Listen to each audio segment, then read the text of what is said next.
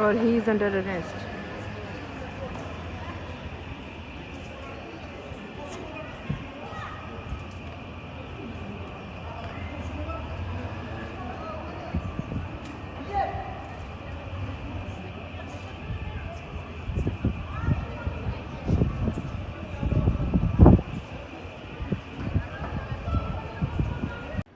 आजकल फ़्रांस में हालात काफ़ी कशीदा हैं। हर जगह आपको ना ऐसा ही सीन देखने को मिल रहा है। ज़्यादातर बड़े शहरों में काफ़ी ज़्यादा इस तरह के मुज़ाहरे हो रहे हैं। इन मुज़ाहरों के पीछे क्या है कि एक बेगुनाह नौजवान जो कि पेरिस के करीब एक इलाका है नांतर, वहाँ पे उसने गाड़ी नहीं रोकी तो पुलिस की जानिब से आप कहेंगे फ़ायरिंग हुई और उसकी डेथ हो गई।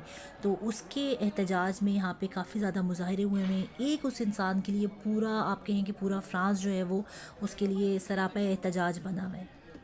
तो उस नौजवान का नाम नाइल था और उसका ताल्लुक़ जो है वो अलजायर से था। अच्छा, उसकी जो मदर हैं वो काफ़ी शॉक्ड हैं। उनके लिए काफ़ी ज़्यादा ये मुश्किल वक्त है। आप कहें कि ईद से एक दिन पहले जिस दिन हज था उस दिन ये वाक़या पेश आया। और उस माँ की क्या ईद होगी जिसका जवान बेटा जो कि सिर्फ़ एक इकलौता बेटा था और ये सिंगल पेरेंट थी, उनकी क्या ईद होगी। खैर उनके दुख में पूरा फ्रांस शामिल है। और यहाँ पे आप देख रहे हैं कि कुछ अनासिर ऐसे भी होते हैं जो इन मौक़ों से फ़ायदा उठाते हैं।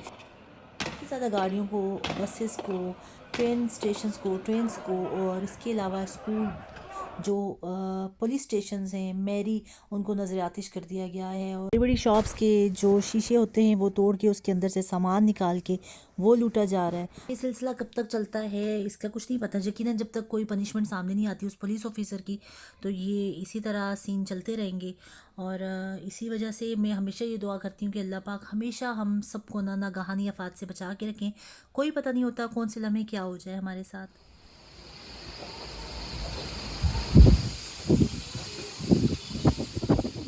अस्सलाम वालेकुम, कैसे हैं आप सब लोग। वेलकम बैक टू ज़हदर व्लॉग्स।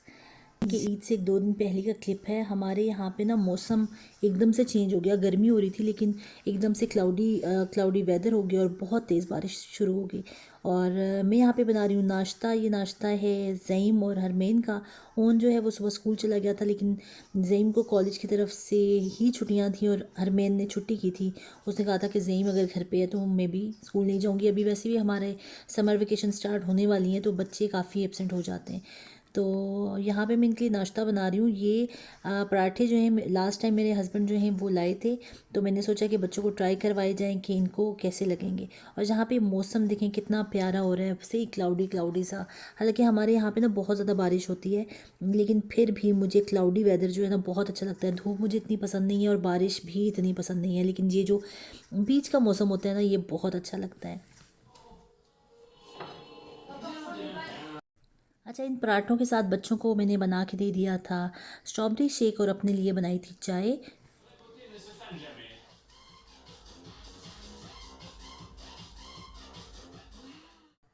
अच्छा, 11:15 बजे मैं गई थी, उनको स्कूल से लेके आई, उसको खाना शाना खिलाया और वापस स्कूल छोड़ के आई हूँ। और लकीली जो है उस टाइम बारिश जो है वो रुकी हुई थी।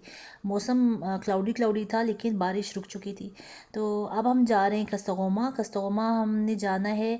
वहाँ से ना हमने लाना है हमारे बाथरूम का जो फर्नीचर होता है ना जिसके ऊपर आपका सिंक होता है वो सारा जो है टूट गया था।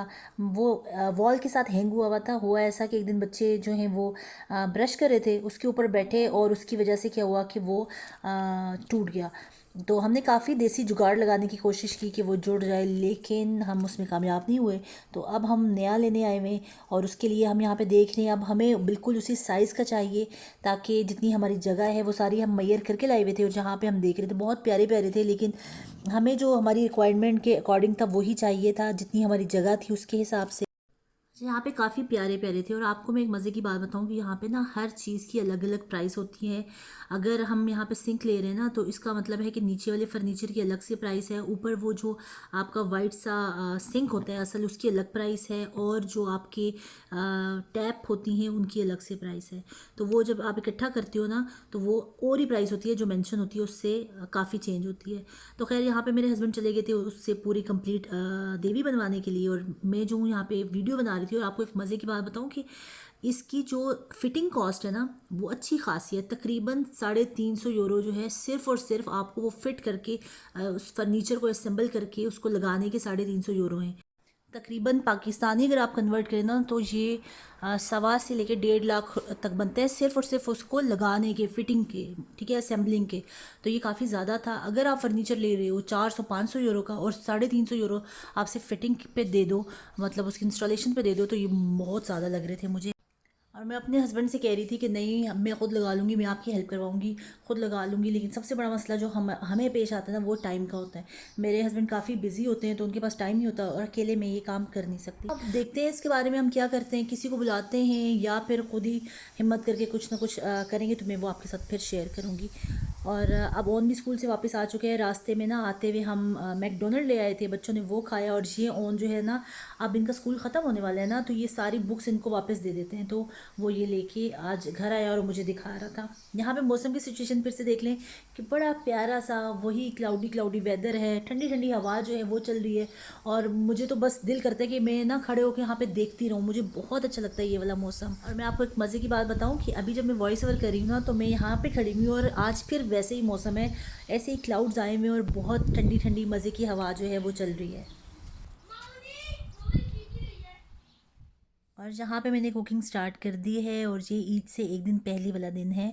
और इस दिन मैं क्या करती हूँ कि कभी भी कोई फंक्शन होता है ना, या मैंने किसी को घर पे बुलाया होता है, कुछ भी होता है, तो मैं एक दिन पहले ही कुकिंग स्टार्ट कर देती हूँ कि मेरा काम सारा हो जाए। तो यहाँ पे मैं कर रही हूँ सबसे पहले, तो यहाँ पे मैं चांपे बना रही हूँ और उसको मैं अच्छे तरीके से भून के कंप्लीट पूरा तैयार करके मैं इसको रख दूँगी।